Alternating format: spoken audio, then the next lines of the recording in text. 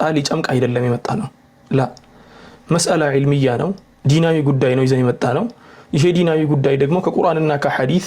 ከዑለሞች ንግግር ከሰሃቦች ንግግር አንፃር ይታያል ማስረጃው ይቀርባል ማስረጃው ከቀረበ በኋላ ደግሞ አላህ Subhanahu Wa Ta'ala ወደ ቀጥተኛው መንገድ ሁላችንንም እንዲመራን ዱዓ ያደረግን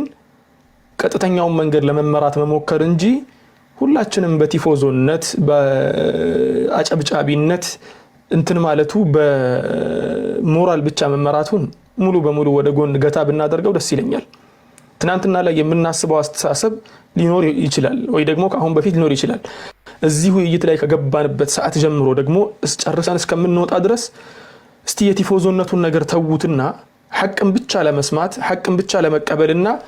ለእውነት ብቻ ለመወገን እንወስን መጀመሪያ ማለት ነው ምክንያቱም ራስን ማሸነፍ ሌላውን ከማሸነፍም ስለሚከብድ ሁለተኛ ነገር ደግሞ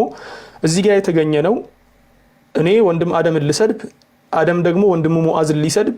ከዚያ በኋላ ኢሳቅን ልንሰርብ አይደለም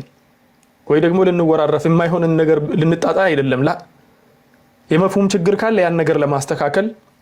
ያ ማለት ደግሞ ንግግራችን ውስጥ ተጠር ያለ ነገር አይመጣም ማለት አይደለም ላ እንሟገታለን ተጠር ያሉ ቃላቶች ይፈጠራሉ ምን ይላሉ ዒልሚ የሆኑ ሊሆኑ ይችላሉ ኢቭን ከዚያም አልፎ አንዳንዴ ልንናደድም እንችላለን ሆኖም ግን መታወቅ ያለበት ነገር እዚህ ጋር የተሰበሰበው ልንነቋቆር ሳይሆን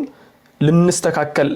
እከሌ ሊያስተካክለውና መፍሁሙን እንትን ሊያደርግ ሊገልጽለት እንደሆነ ይታወቅ ለመሰዳደብ እንዳልሆነ ማለት ነው ሶስተኛው ደግሞ መታወቅ ያለበት ነገር ከስር ተቀምጦ የሚሳደቡ ወንድሞቼና እህቶቼ ነብዩ ሰለላሁ ዐለይሂ ወሰለም የተናገሩት ንግግር አለ ሲባቡል ሙእሚን ፍስቁን ወቂታሉሁ ኩፍሩን አሉ ሰለላሁ ዐለይሂ ወሰለም ሙእሚንን መስደብ አንድ ሙእሚን ድንበር አልፎበት እሱ መስደብ ፍስቅ ነው ስለዚህ ወንድሞች እንጠንቀቅ የማይሆን ቃላቶችን ከመናገር እንታቀብ እላችኋለሁ በተቻለን አቅመኛም ደግሞ ادعو الى سبيل ربك بالحكمه والموعظه الحسنه እንደተባለው በመልካም ስነ ምግባር ወደ አላህ መንገድ ለመጣራት እንሞክራለን باذن الله تعالى ወንድሞችና እህቶችም ደግሞ በጥሞና እንድታዳምጡን ይያልኩ በስተመጨረሻ የኢማሙ الذهبي አንዲት ንግግር ብቻ ልጥቀስና ከዚያ በኋላ ልጨርስ ኢማሙ الذهبي ምን ይላሉ وأهل السنة يتبعون الحق من ربهم الذي جاء به الرسول ولا يكفرون من خالفهم فيه بل هم أعلم بالحق وأرحم بالخلق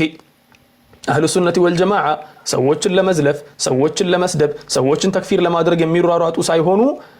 حكم بدن بادرجوا يميعوا كنا لما هبر سبوا لمسلم أمة دجمو رحمة